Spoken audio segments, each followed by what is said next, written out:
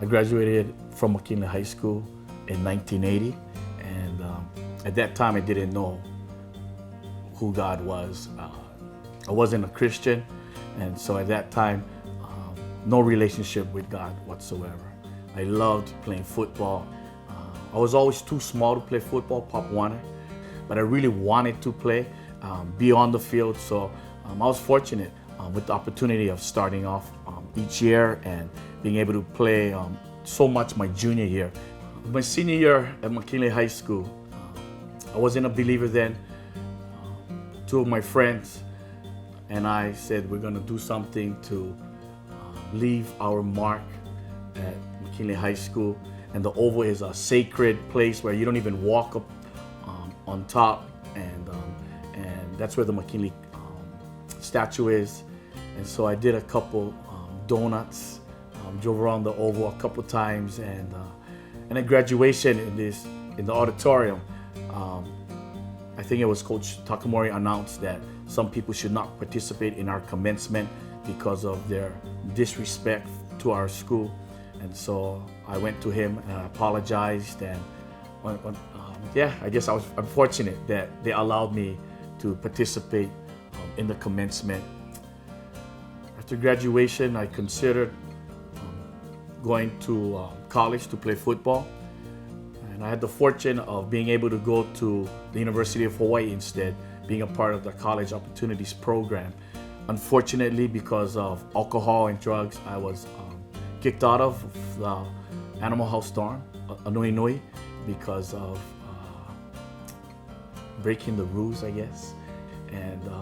And so, once again, it's just how alcohol and drugs was a negative impact on my life. Then I went on to work for a trucking company, Island Movers, and there I was fired 3 times. And even then, twice, 2 out of 3 times, alcohol and drugs were a part of the firing. Before becoming a Christian, the thing was real simple. Live, enjoy life, get a job, have a family, and basically, I guess, just like so many other local families, just to live life, survive life. I first met Amy in this home. We dated for about 7 years, and we've been married for about 28 years. My relationship with God was a process. It's been a journey. I think growing up, I was a supposed to Christian. I was supposed to go church because my family went on those holidays. Then I became a holiday Christian. I went to church, Christmas, Easter, when there was time. And then I became a seasonal Christian. I started playing softball for the church. And in order to play softball, they said one requirement was you need to go to church. So I went to church. I didn't always go to that church. He did a lot of softball and hanging out with his friends. So after the game, they would drink and he would come home late. And when he came home, he would still drink more. And by himself, it's like the party's over, but he's still drinking by himself. When Amy was pregnant with our son, Channing, I really didn't know how to feel or how to deal with situations, and so I know that I dealt with it with how I dealt with things before: alcohol, drugs. About a week before the due date of our son Channing, same old thing. I went to bed, fell asleep, and Amy woke me up and said she felt contractions. And at that time, being the person I was or the life I lived, I just told her, well, if you want to go to the hospital, let's go. If not, just wake me up if you let go. And I went back to bed. The next day after the night of contractions, I went to the doctor because I didn't feel any movement. So I went to the doctor and he confirmed that they cannot, find a heartbeat anymore. So he said that the baby is stillborn and you still have to go and give birth to the baby. Well, once I found out the news, I felt like looking at my life, what what did I do wrong? Was I that bad to deserve this, or is God mad at me?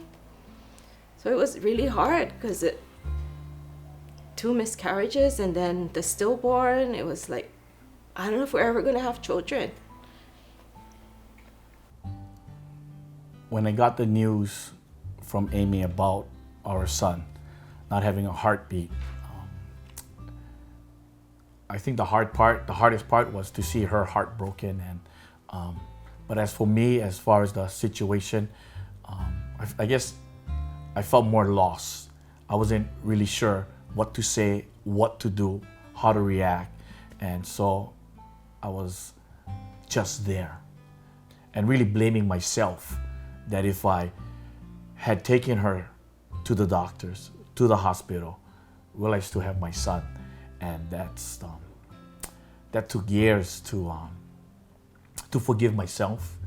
And Well, after the stillborn, I had a friend praying for me, and she asked me to go to church. So I said, okay, why not? I mean, she was praying for me for a long time. And that's when we started going to church, and that's when we started our relationship with Christ. and being able to choose to follow and to love God, transformed us. And so it's hard that to truly explain how something as heart-wrenching and out of that brokenness of losing our son, that such a tragedy was such a blessing.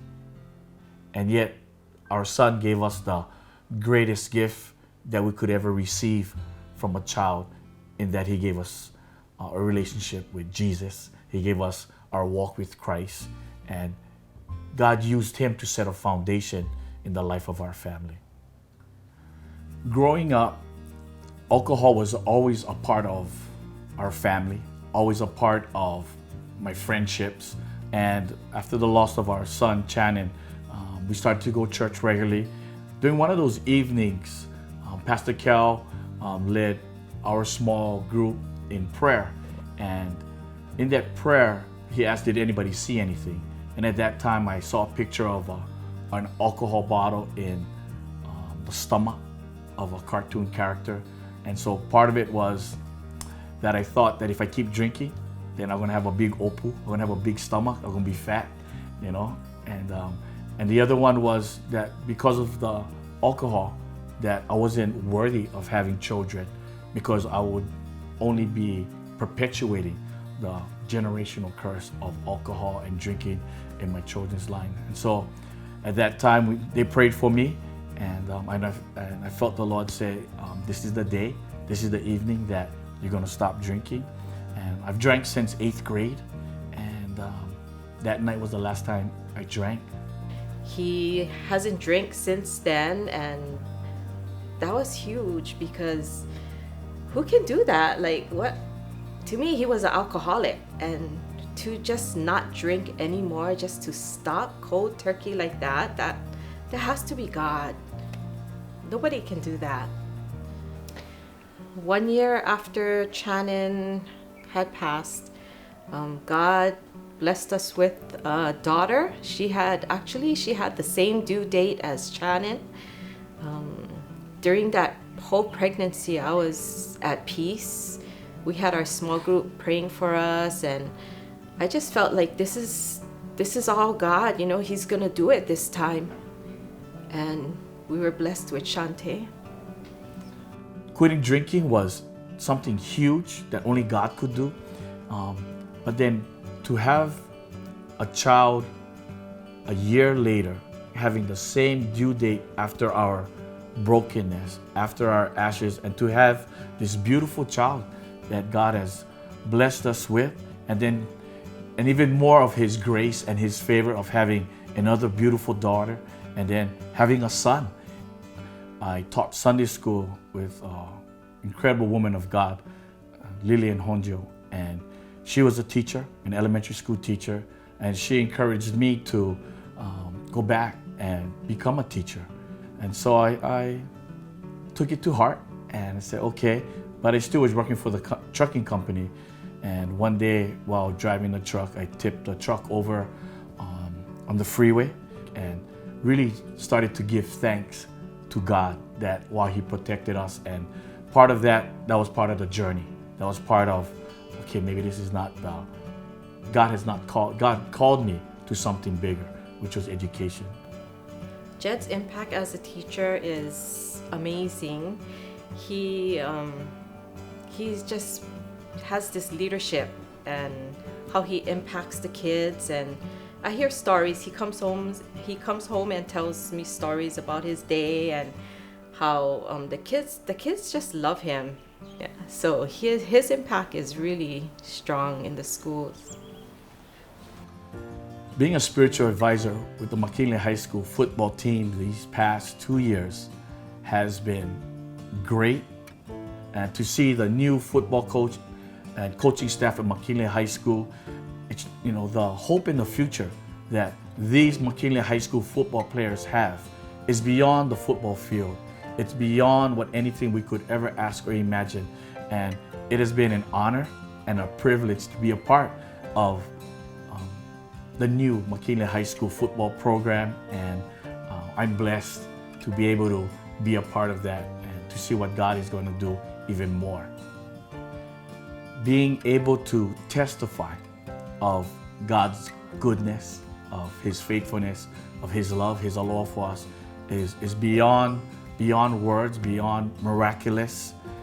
Even to this day, when I see high school people, they're stunned that I'm a Christian, that I'm a teacher, and I'm sober, and it's all because of God. And to just see His hand in so many areas of our life. Our marriage is better, a lot better. Our family and each of our children, where they are at, each of them have that love and heart for God. That's been our prayer. That as for me and my household, as for me and my ohana, we will serve the Lord. Our son Channing, middle name was Kahialoa, which means first love. And he gave us that first love, that love for Christ. God blessed us with a grandson, Levi, and our daughter asked us if it was okay for them to give him the middle name Channing, and to see that come full circle, and to see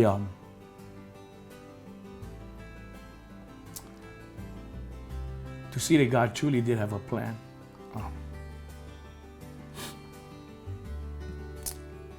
Kind of hard to comprehend or understand, but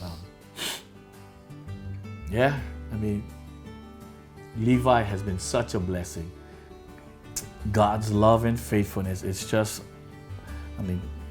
Levi is just a reminder. The scripture from Isaiah that talks about beauty from ashes is truly our life's journey and what God has done in our life. That we went from living a life that was just so worldly in a lot of sense and really no hope, no future besides just surviving. God has transformed it, and just a hope in the future, the destiny that He had for us individually, that what He had for us as a married couple, what He had for us as a family. And it's just, for lack of a better, incredible as we continually see God's hand in our lives. That there's been so many times that it could have been a setback, and it was just a setup, that God had a bigger plan, a bigger picture. And we're so grateful that He gives us those opportunities to grow from our tragedies, our ashes, our disappointments, and how He creates it into blessings. He creates it into a hope and a future that we have not for just us, but for our family, and not just for our family, but for everybody's life, for everybody's family.